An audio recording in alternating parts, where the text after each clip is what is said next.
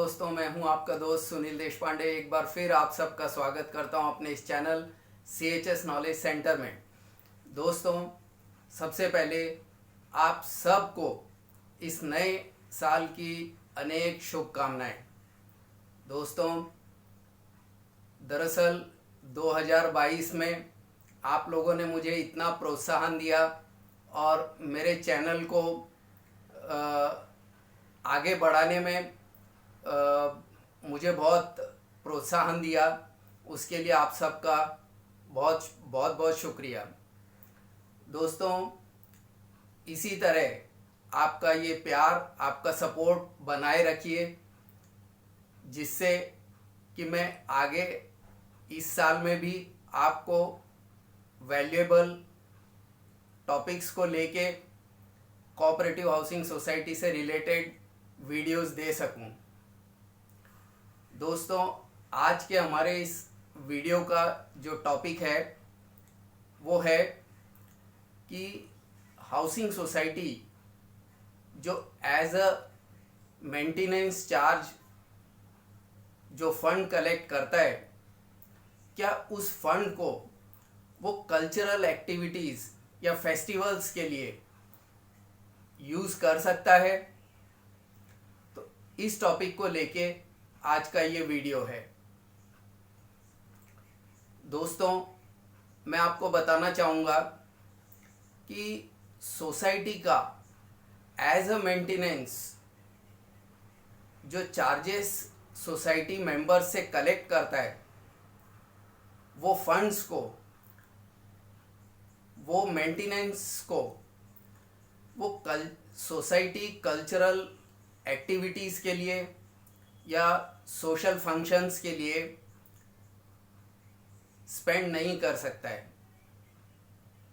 As a maintenance जो funds collect किए जाते हैं वो बेसिकली सोसाइटी के देखरेख के लिए, सोसाइटी की बिल्डिंग के देखरेख के लिए, उसकी रोज़मर्रा जो ज़रूरतें हैं, डे टू डे जो अफेयर्स हैं, उसको पूरा करने के लिए और बिल्डिंग को मेंटेन करने के लिए ये फंड्स कलेक्ट किए जाते हैं मेंबर से। तो दोस्तों, ये बहुत ही क्लियर है कि जो बिल्डिंग के मेंटेनेंस के नाम पे जो फंड कलेक्ट किया जाता है, जो मेंटेनेंस कलेक्ट किया जाता है, उस मेंटेनेंस के पैसों से कल्चरल एक्टिविटीज़ और सोशल गैदरिंग्स या सोशल एक्टिविटीज़ के लिए वो पैसा खर्चा नहीं किया जा सकता है। दोस्तों, बहुत से सोसाइटीज़ में ऐसा देखा गया है और बहुत से सोसाइटीज़ में ये टॉपिक को लेके काफ़ी डिफरेंसेस भी हैं मैनेजिंग कमेटी के साथ। दरअसल 31st की नाइट पे डिनर पार्टी सेलिब्रेट करना, पूजा रखना या स्पोर्ट्स या किसी तरह के कंपटीशंस ऑर्गेनाइज करना या प्रतिस्पर्धा, और इन सब तरह की चीज़ों के लिए, पार्टी फंक्शंस के लिए मेंटेनेंस से कलेक्ट किया हुआ पैसा बहुत से सोसाइटीज़ इन सब कल्चरल एक्टिविटीज़ के लिए यूज़ करने लगता है और यूज़ करता है, जबकि ये बिल्कुल गलत है। मेंटेनेंस के नाम पे कलेक्ट किया हुआ पैसा सिर्फ और सिर्फ सोसाइटी, उसकी बिल्डिंग, उसके मेंटेनेंस और उसके रख रखाव के लिए खर्च किया जाना चाहिए।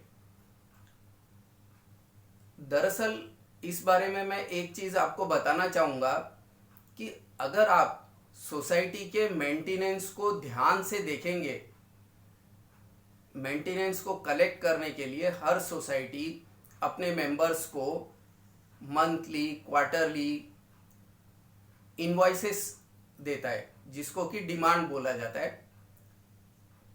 अगर आप उस डिमांड को, एक जेन्युइन डिमांड को, जो एज पर सोसाइटी बायलॉज जो एक मेंटेनेंस का बिल होना चाहिए, अगर आप उसको ध्यान से देखेंगे तो जो मेंटेनेंस के हेड हैं वो दो टाइप में डिवाइडेड हैं। देखिए क्या है एक्चुअली कि सोसाइटी जो है वो एक नॉन प्रॉफिट अर्निंग इंस्टीट्यूशन है। हाउसिंग सोसाइटी जो है वो नॉन प्रॉफिट अर्निंग इंस्टीट्यूशन है। यहाँ पे हम कोई बिजनेस नहीं कर रहे हैं, सिर्फ मैनेजमेंट जो है वो सोसाइटी का जो बिल्डिंग है उसके रख रखाव को, उसका देखभाल करता है, उसका रख रखाव का देखभाल करता है, और होने वाले जो खर्चे हैं एक्चुअली जो मेंटेनेंस के नाम पे कलेक्ट किया जाता है फंड, वो सोसाइटी सिर्फ जो ऑन एन एक्चुअल जो खर्चे होते हैं उसके अगेंस्ट वो मेंटेनेंस कलेक्ट करता है मेंबर से।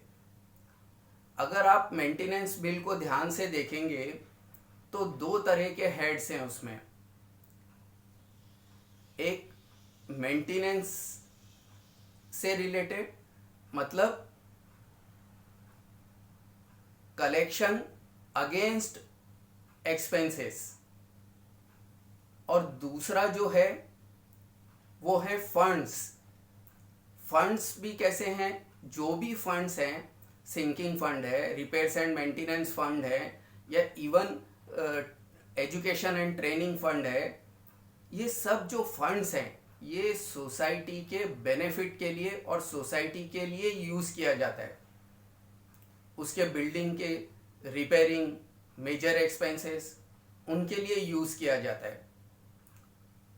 उसी तरह से अगर आप मेंटेनेंस में देखेंगे, कॉमन इलेक्ट्रिसिटी चार्जेस है, वाटर चार्जेस है, प्रॉपर्टी टैक्स है, ये सब चीजें जो है एक्सपेंसेस जो ऑन एक्चुअली सोसाइटी को मेंटेन करने के लिए होते हैं, उनको मैनेजमेंट मेंटेनेंस बिल के नाम पे एज अ डिमांड मेंबर्स को देता है, और जो खर्चे एक्चुअली हुए रहते हैं उनको मेंबर से रिकवर करता है। अब ये जो एक्चुअल में हुए खर्चे हैं उनको मेंबर से रिकवर करने के लिए वो मेंटेनेंस होता है। इसमें से कल्चरल एक्टिविटीज और सेलिब्रेशंस, उनके लिए इस फंड को इस्तेमाल नहीं करना है। तो दोस्तों, अब वो डिफरेंस आपको अच्छे से ध्यान में आ गया होगा।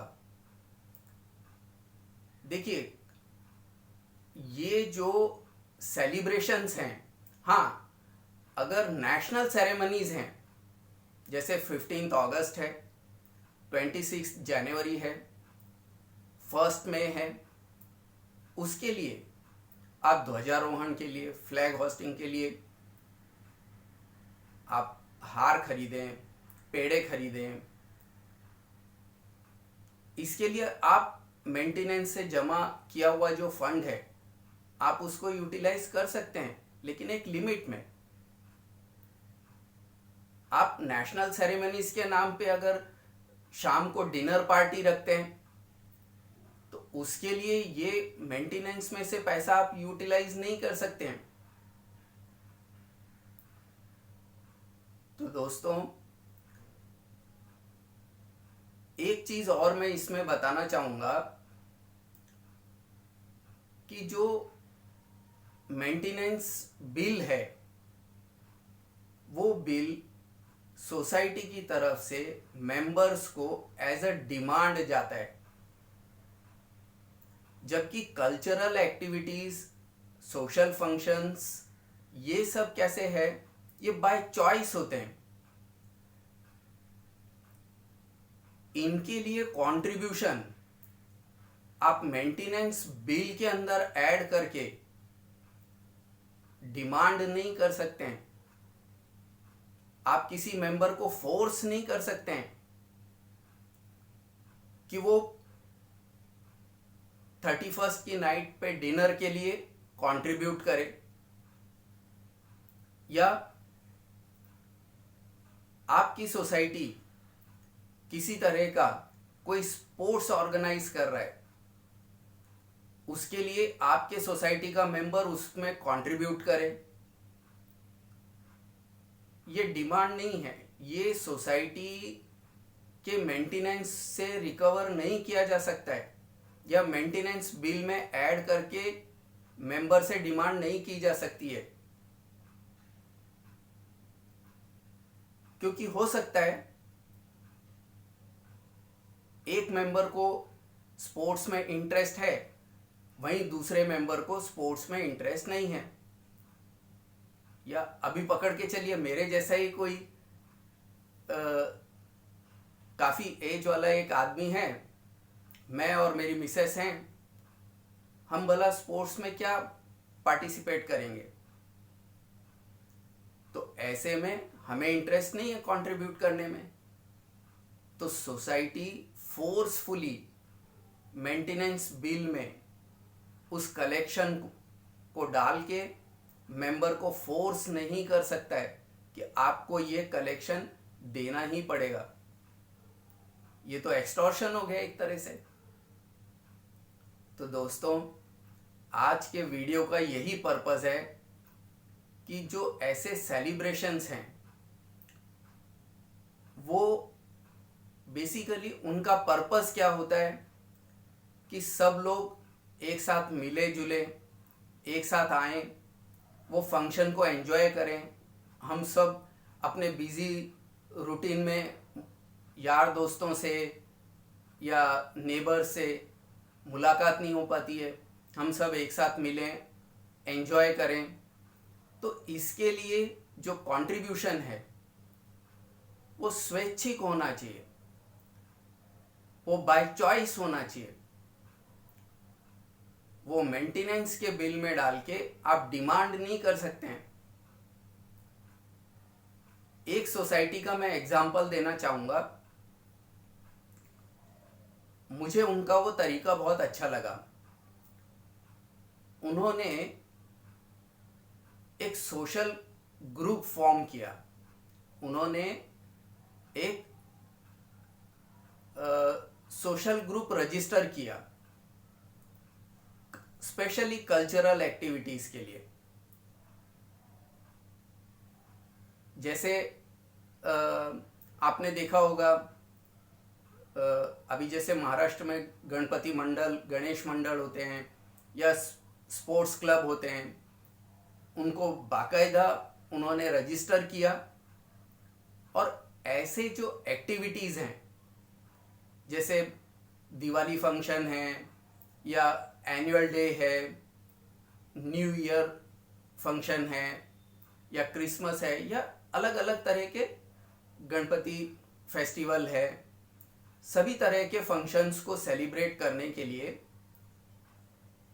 वो जो कल्चरल ग्रुप उन्होंने फॉर्म किया, रजिस्टर किया,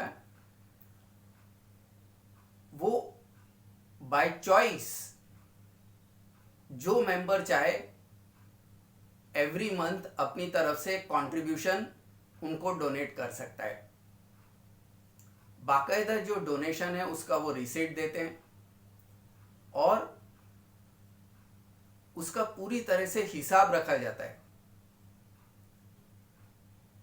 31 मार्च को उसके भी अकाउंट्स क्लोज होते हैं, उसका भी ऑडिट होता है और सभी मेंबर्स को वो फाइनेंशियल स्टेटमेंट्स डिस्ट्रीब्यूट किए जाते हैं। तो ये सबसे अच्छा तरीका है